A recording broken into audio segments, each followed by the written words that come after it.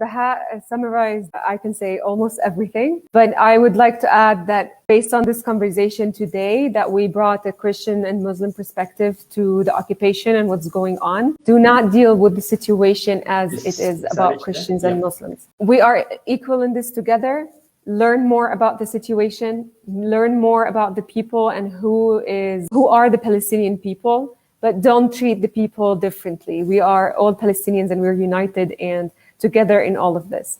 But I also ask the world that they need to prove that what's going on, the apartheid system and the colonial system, that it is against international law and international human rights. And they need to be consistent and fairly implement all unjust circumstances.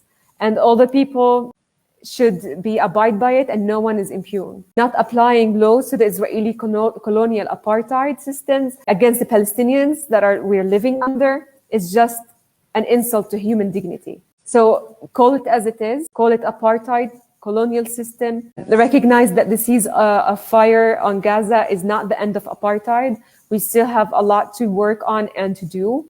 And make it known that it's not a conflict about two equal sides fighting. Again, it's an apartheid system where one side is the oppressor and the other is the oppressed.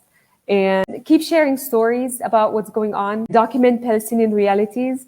I want to thank you so much for having us on this webinar because that's doing exactly what I'm saying.